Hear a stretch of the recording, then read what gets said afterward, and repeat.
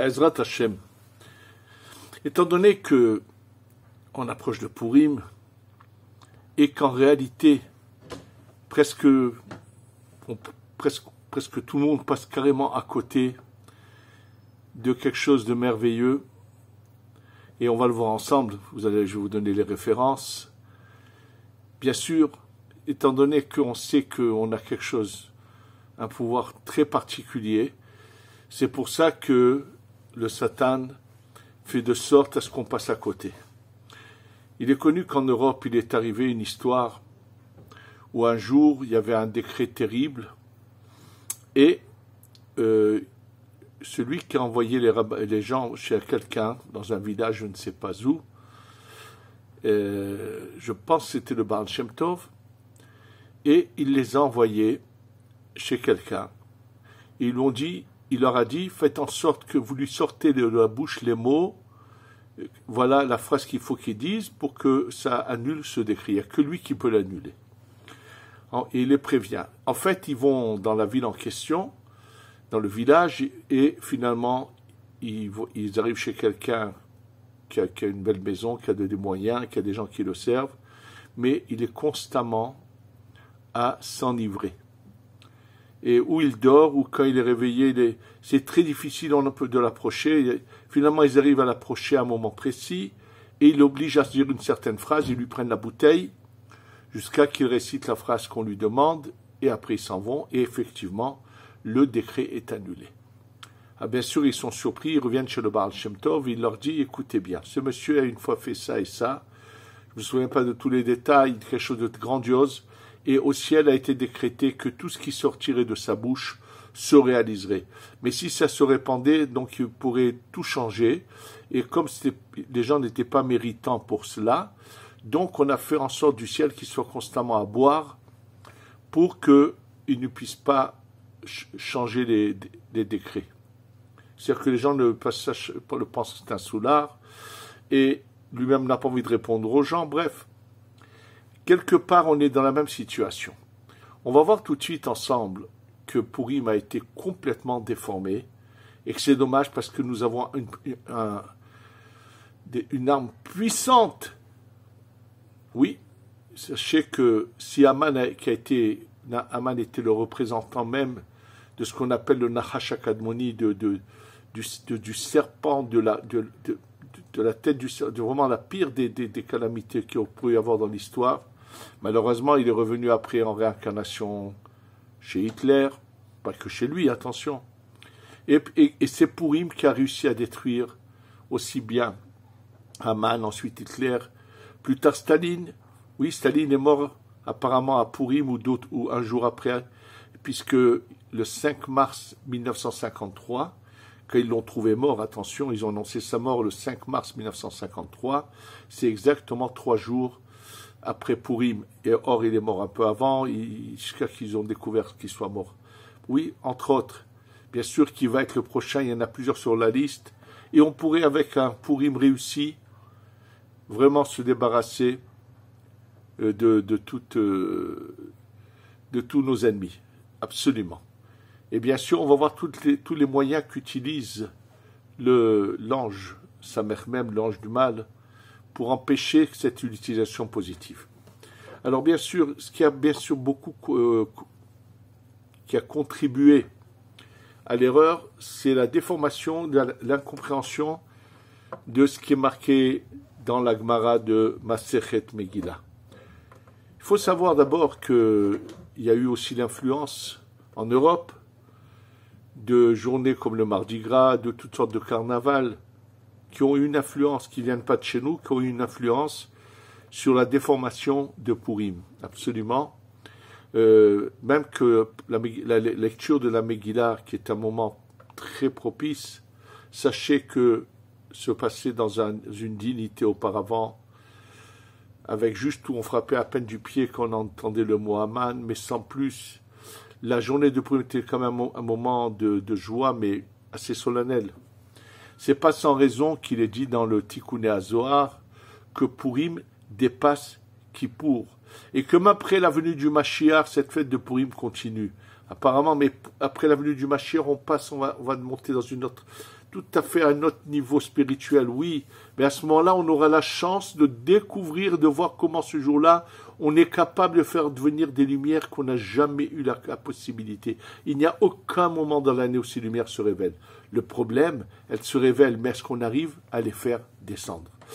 Oui, dans le Zohar, il y a 2 passages qui sont connus, qui s'appellent Hydra Rabba et Hydra Zuta. Ce sont des hydras, la hydra c'est une pièce, en fait ce sont des grottes dans lesquelles ou dans des pièces, pas des grottes forcément, des pièces où sont retrouvées la première fois Rabbi Shimon ben Yochai avec ses 9 élèves, avec ses 10 élèves, pardon, il y avait 10 élèves à part lui, et c'est la Hydra Rabba. Et là, il fait des révélations. Dans ces révélations, on est tous les niveaux qu'il y a dans le monde de la Hatzilut. Et bien sûr, plus tard, dans la Hydra Zuta, il va révéler des choses encore tellement plus hautes. Et nous savons qu'il y a eu 2 événements. Dans la Hydra Rabba, dès qu'ils ont fini ces révélations, il y a eu 3 des Rabbanim. Tout d'un coup, on a vu que leur âme est restée là-haut. Elle n'est pas redescendue. Oui, 3 des Rabbanim qui étaient présents à la Hydra Rabba, comme s'ils sont rattachés à des lumières tellement intenses et hautes, où leur âme, quand elle est montée, elle n'est pas redescendue. Et la Hydra Zuta, c'est Rabbi Shimon ben Yochai en personne qui est monté et qui n'est pas redescendu. Parce qu'il est arrivé à dévoiler des lumières qui concernent surtout le 7e millénaire après la venue du Mashiach. Et il y a là-bas une des révélations de ces lumières intenses, une des plus hautes lumières dont il est par là-bas, a le nom suivant, Recha Dela Ityada, une tête qu'on n'arrive pas à savoir. Ça veut dire une lumière que... Sachez que c'est à cela que fait allusion l'Agmara dans Masechet Megillah, quand elle dit les mots suivants, Hayav Inish, l'homme a l'obligation, les bassoumés de se parfumer, ça veut dire se rendre, les vassem, c'est un parfum. Il n'y a pas marqué les ishtak, il n'y a pas marqué qu'il faut se saouler.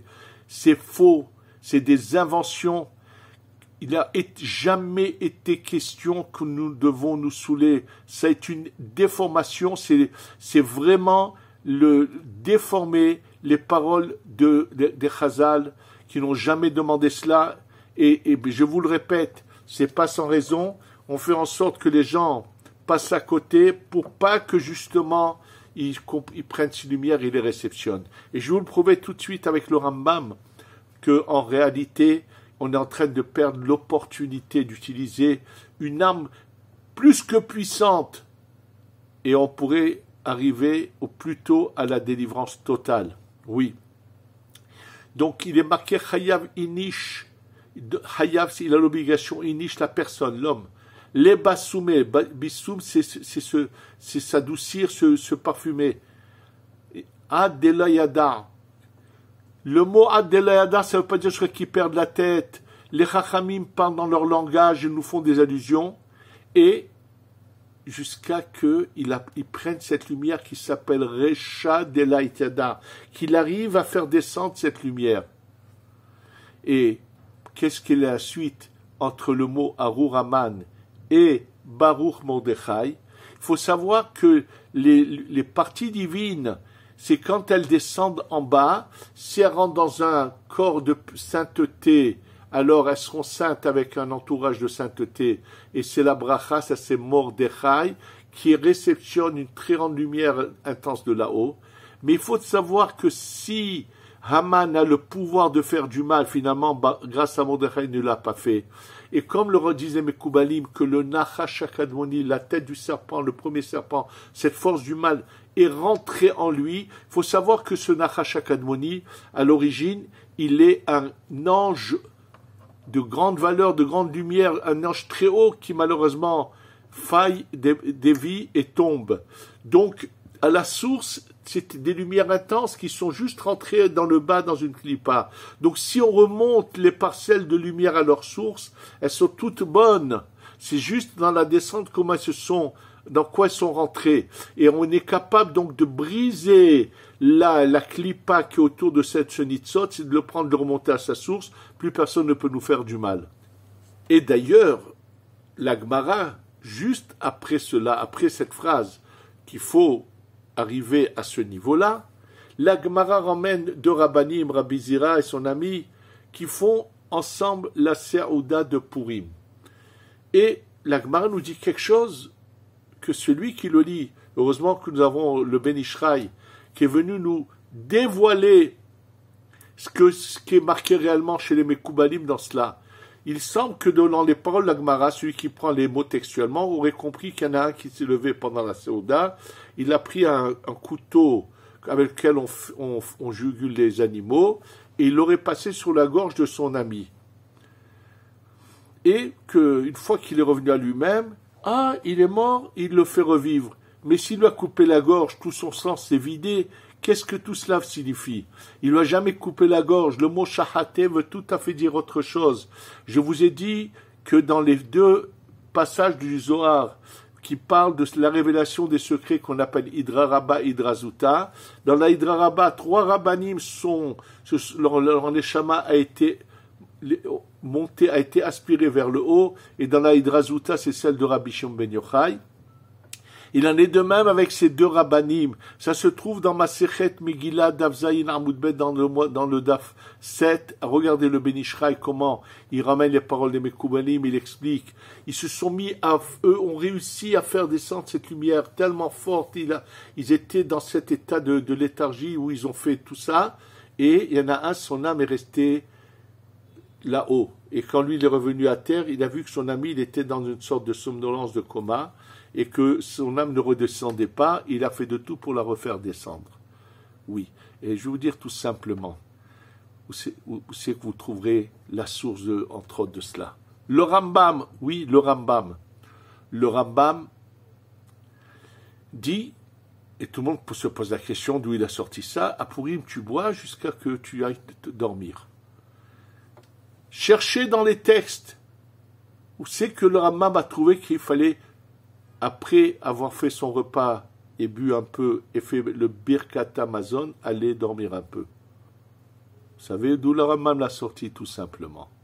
Le Rambam explique comment le prophète recevait la prophétie.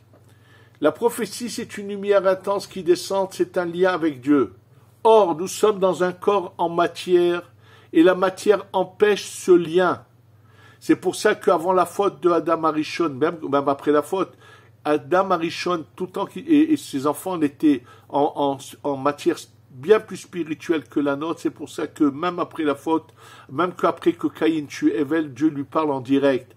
Parce qu'il n'y a pas cette matière comme elle est chez nous pour empêcher ce lien et ce contact. Donc le Rambam explique que le prophète est obligé de mettre en somnolence les organes pour que la lumière lui descende et qu'il voie la prophétie. Il en est de même à Purim, où il y a une lumière qui, comme je vous l'ai dit, Recha, Dela, Itiada, cette lumière que nous faisons jamais descendre dans aucun office, dans aucune mitzvah, jamais dans toute la vie d'un juif pendant ces 6000 ans. Et elle est une fois descendue par l'intermédiaire, bien sûr, de Moshe Rabbeinu en haut et Mordechai en bas. D'ailleurs, dans le mot Megillah, il y a une allusion à cette lumière. Le mot Megillah sans Yud, c'est comme ça qu'on doit l'écrire, c'est 78, c'est 3 fois 26, fait allusion à cette lumière qui descend de ce plus haut niveau du monde de la Hatzilut, et qui passe en passant de Recha de l'Etadar va passer par un niveau qui s'appelle Harir. De Harir, ça va descendre à ce qu'on appelle Abba Vihima, Chochma et Bina.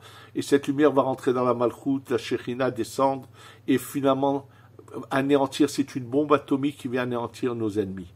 Oui, c'est ça Purim. Alors qu'étant donné que on a un pouvoir inimaginable, c'est pour cela que le Samer même, l'ange du mal, a réussi à faire pénétrer cette déformation, cette erreur, vraiment on en a fait un cirque et du théâtre, alors que si on savait qu'au moment où la Megillah est ouverte et elle est lue, c'est le moment vraiment le plus propice. Après, cette lumière, on va la maintenir par ces mitzvot très particulières qui sont de Mishloach Manot et de Matanot Laevionim et de la Seouda qui doit être faite juste après la Megillah, oui, bien sûr, absolument sur les Mekoubalim. La Seouda, c'est le matin après la Megillah. Vous voulez la refaire dans l'après-midi en famille, très bien, mais tous ceux qui peuvent doivent le faire. Bien sûr, il y a une lumière intense. Parce que cette lumière, sachez qu'elle est venue par, rappelez-vous, qu'est-ce qu'a dit Mordechai à Esther? L'Erkenos et Kolayudim. Va parler au peuple, dis-leur qu'ils arrêtent leur bagarre, qu'ils soient unis, l'Erkenos, réunis-les tous, qu'ils arrêtent d'avoir des gauchistes qui tournent la tête, qui leur ont dit d'aller au repas de Achashverosh, qui ont voulu devenir copains avec l'environnement, ces idées tordues et farfelues qu'ont une partie du peuple actuel, qui a toujours été dans toutes les générations. Ceux qui actuellement sortent dans les rues d'Israël, une petite minorité qui veut absolument empêcher l'annulation de cette dictature qui s'appelle la Haute Cour de justice d'Israël, et eux veulent la continuer parce que c'est un combat contre Dieu et sa Torah. Malheureusement, ils sortent dans les rues, ils font des combats, eux empêchent. Eux provoquent ces malheurs qui nous arrivent. C'est pas par hasard qu'on a eu ces malheurs que 2 fois 2 frères ont été assassinés au même moment. Oui, parce que nous voulons des frères. Si les frères ne sont pas unis, eux ont été des sacrifices à cause. On ne connaît pas les raisons pourquoi Dieu les a choisis à eux. Pourquoi c'est eux qui ont été ces sacrifices de Dieu, ces grandes âmes. Pourquoi c'est eux qui sont partis pour annuler peut-être des décrets bien pires. Mais il faut que nous soyons non seulement unis. Il faut que notre désir est de tous nous retrouver ici. Demander à Hachem, on veut enfin le Beth Amikdash pour pouvoir mieux te servir. Absolument. Et donc, on a le pouvoir. C'est une période où on peut continuer.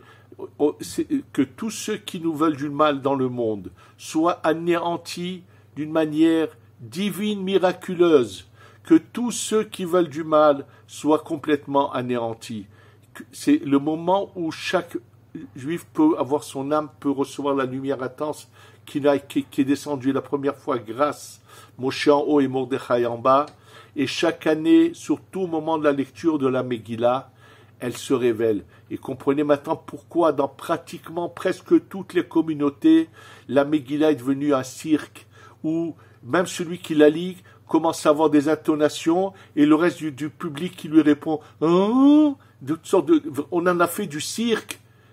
Ils ne se rendent pas compte qu'ils ont fait du cirque de la Megillah, alors que c'est un moment solennel. Dans le petit Kouné Azoar, il est dit que Purim dépasse Kippour. Yom Kippourim. Oui, Purim dépasse Kippour.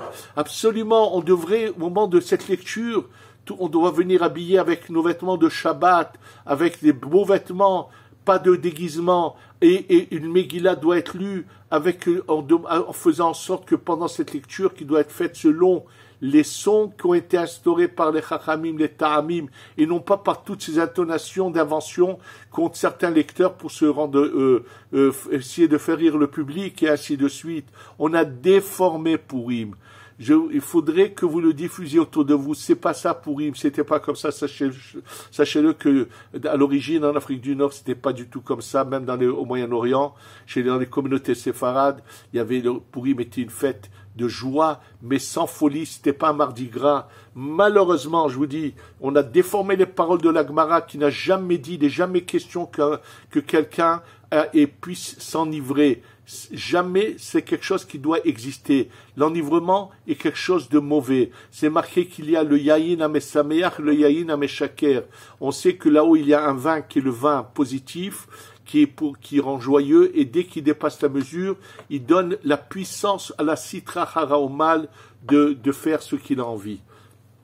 C'est ça un peu le problème, et que malheureusement même il y en a beaucoup se sont trompés. Et je vais vous dire une chose, même si vous trouverez certains rabbanim dans les dernières générations qui l'auraient écrite, il n'y a aucun problème à ça de savoir qu'ils se sont trompés.